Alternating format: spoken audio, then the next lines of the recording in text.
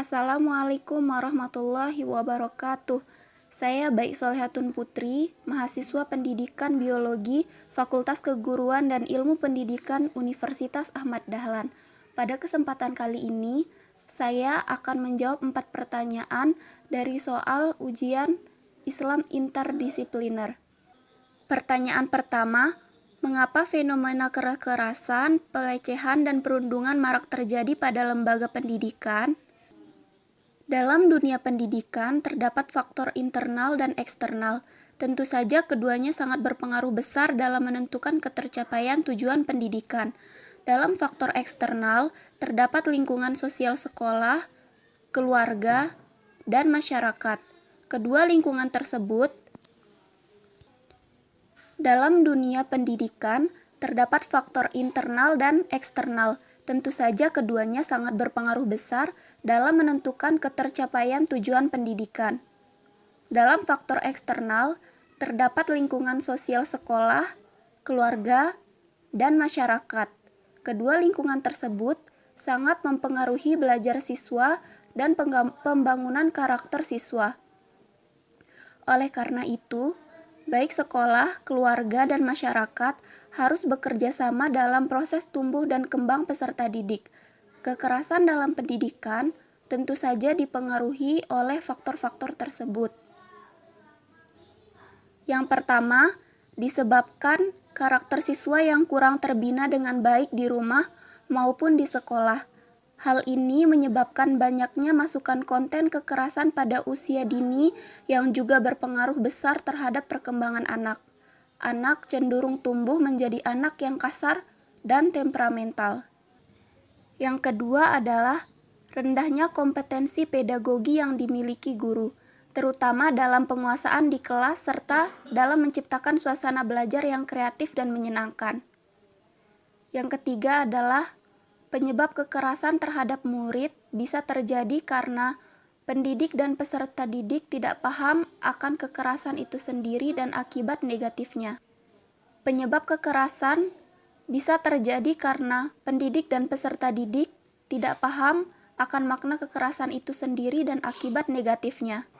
Yang keempat adalah kurikulum pendidikan bisa menjadi salah satu pemicu terjadinya kekerasan dalam pendidikan, karena kurikulum pendidikan yang digunakan lebih mengutamakan kognitif dan psikomotorik siswa daripada afektifnya.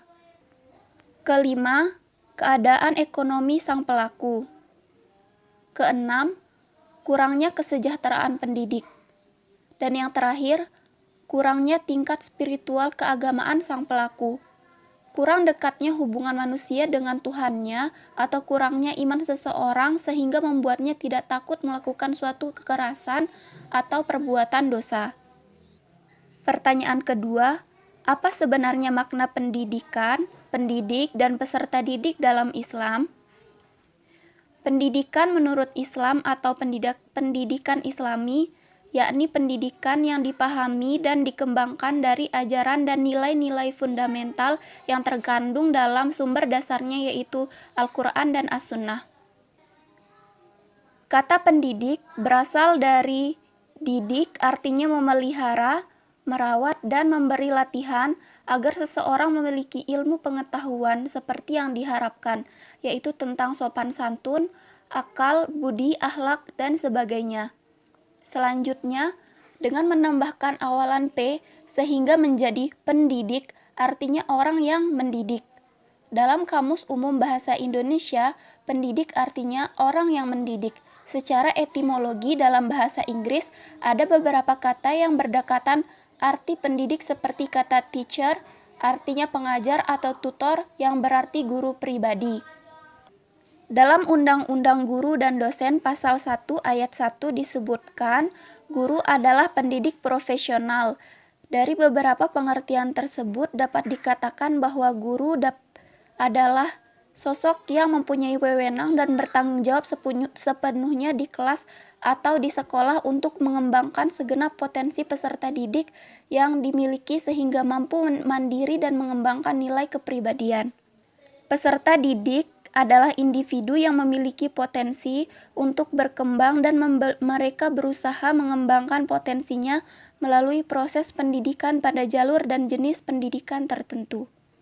Pertanyaan ketiga, relasi dan interaksi apa yang seharusnya terjadi antara pendidik dan peserta didik?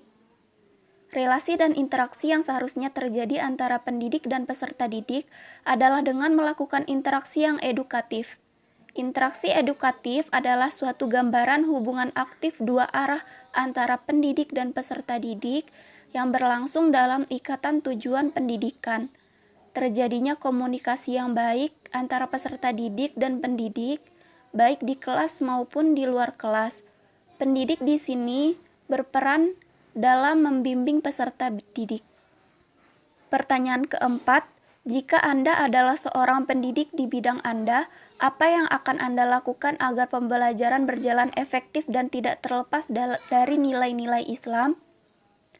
Hal yang akan saya lakukan apabila menjadi guru biologi adalah: yang pertama, mendekatkan diri kepada Allah agar selalu bersikap amanah dalam menjalankan profesi sebagai pendidik dan dijauhkan dari sifat-sifat yang buruk. Yang kedua, memahami karakter setiap peserta didik. Yang ketiga, memahami psikologi setiap peserta didik.